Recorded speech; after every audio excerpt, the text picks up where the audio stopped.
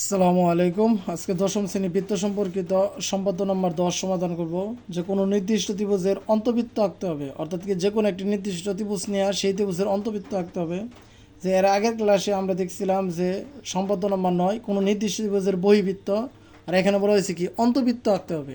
তাহলে আমরা এই অন্তবৃত্ত আঁকতে গেলে প্রথমে একটা ত্রিভুজ অঙ্কন করি। যে অন্তবৃত্ত আঁকার জন্য আমরা যে যদি কোনো মাপ তারা না দিয়ে থাকে, অর্থাৎ কি বাহুর দৈর্ঘ্য কতটুকু হবে, সেক্ষেত্রে আমরা কী করবো, ত্রিভুজটি একটু বড় নেওয়ার চেষ্টা করব যাতে আমাদের অন্তবৃত্তটা ভিতরে সহজে আঁকতে পারি। তো আমি একটা বড় দেখে ত্রিভুজ আঁকি।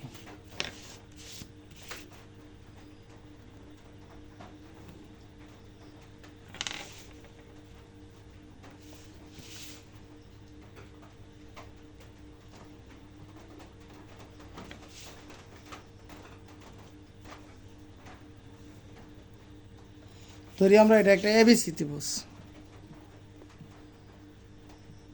সেই এবিসি ত্রিভুজের অন্তবৃত্ত আঁকতে হবে। সো অন্তবৃত্ত আঁকার ক্ষেত্রে এবিসি ত্রিভুজে বি বিন্দুর সমদ্বিখণ্ডক, ভি কোণের সমদ্বিখণ্ডক এবং সি কোণের সমদ্বিখণ্ডক আঁকতে হবে। যে আগে কী করছিলাম যে বি এ বি এই এবং এসি বাহু সমদ্বিখণ্ডক, এখন কী করতে হবে, ভি কোণ এবং সি কোণের সমদ্বিখণ্ডক। এই ক্ষেত্রে আমাকে আগে একটা বি বিন্দুতে কোণ নিই, ইচ্ছা মতন মাপ নিয়ে আমি একটি বি বিন্দুতে কোণ অঙ্কন করি, যেটা হলো একটাতে বি বিন্দুর কোণ। তখন কী করি, যে কোণের যে মাপ নিয়েছিলাম সেই মাপ পরিবর্তনও করতে পারি, অথবা একই মাপ নিতে পারি। যে অর্ধেকের চেয়ে বেশি ব্যাসার্ধ নিয়ে, আগে যেরকম ছিল অর্ধেকের চেয়ে বেশি ব্যাসার্ধ নিয়ে দুইটা বৃত্তচাপ আঁকি।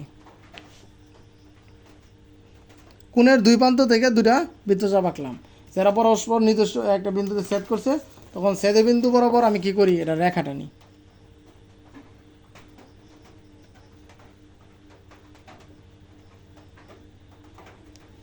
সেদবিন্দু বরাবর একটা রেখাটা নিলাম।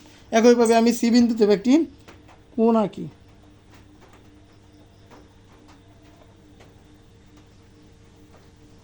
একটা কোণ আঁকলাম, কোণের দুই প্রান্তে বসে আমি দুটি বৃত্তচাপ আঁকি। এখানে একটা বৃত্তচাপ আঁকলাম, এখানে বসে এখানে একটা বৃত্তচাপ আঁকলাম।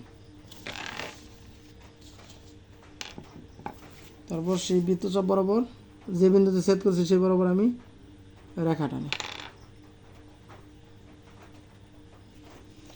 এখানে দেখতে পাচ্ছি যে কি, যে সমদ্বিখণ্ড কোণদ্বয় পরস্পরকে এই একটি নির্দিষ্ট বিন্দুতে ছেদ করছে, এটার নাম ধরি আমরা ও বিন্দু। এটা ধরি আমরা কি ও বিন্দু।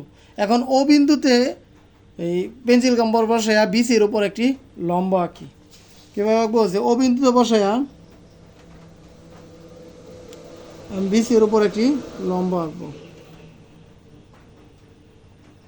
যে বিসি বাহুর উপর একটি কোণা বৃত্তচাপ নিলাম, তখন বিসি রেখার উপর যে বৃত্তচাপ ছেদ করছে সেই ছেদবিন্দুতে বসায়া আমি এই পাশে একটা বৃত্তচাপ এবং অপর যে ছেদবিন্দু আছে সেইখানে বসায়া এখানে একটা বৃত্তচাপ আঁকি। তো এরা পরস্পর একটা নির্দিষ্ট বিন্দুতে সেট করছে।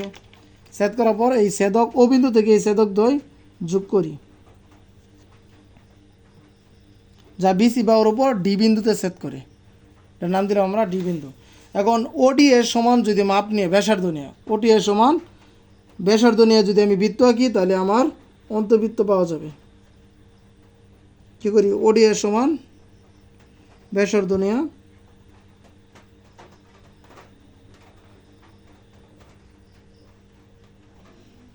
এখন যদি আমি এটার উপর বৃত্ত আঁকি, ওডি এর সমান ব্যাসার্ধ নিয়ে যদি বৃত্ত আঁকি, তাহলে কী হবে, এটা আমার একটি অন্তবৃত্ত হবে। অর্থাৎ কি এবিসি বাহুর অন্তবৃত্ত, যা পরস্পর এবি বাহুকে আমরা ধরি কি এবি বাহুতে এফ বিন্দুতে এবং এসি বাহুকে ই বিন্দুতে সেট করছে। আর এটা তো ওডি আগে ওডির মাপ নিয়েছিলাম, তো এটা ডি বিন্দুতে সেট করে রাখছি। আর আমরা এটারে ধরি বিএম আর এটা ধরি সিএন। তখন কী করি, যে বিন্দুতে সেট করছে এই ছেদবিন্দু দ্বয় যোগ করে দিই, তাহলে হয়ে যাবে। ছেদবিন্দু দ্বয় যোগ করি, এবি বাহুর উপর এই যে এই বিন্দুতে সেট করছে, যার নাম দিলাম আমরা কি এফ দিছিলাম, এবং এসি বাহুকে কোন বিন্দুতে সেট করছে, যে এই বিন্দুতে। তো আমরা এটা কী করি, যোগ করি। তখন এটা হলো কি এবিসি বাহুর অন্তবৃত্ত, যেটা আমরা কীভাবে আঁকলাম, প্রথমে একটা যে কোনো নির্দিষ্ট মাপে ত্রিভুজ আঁকলাম, ত্রিভুজ দ্বয়ের কী করলাম, দুইটি কোণকে সমদ্বিখণ্ড করলাম, একটা বি কোণ একটা সি কোণ। সমদ্বিখণ্ডের নিয়ম কী ছিল, যে মাপে ত্রিভুজ আঁকলাম সেই মাপের চেয়ে অর্ধেকের চেয়ে বেশি ব্যাসার্ধ নিয়ে দূরে বৃত্তচাপ আঁকলাম, বৃত্তচাপ বরাবর রেখা টানলাম।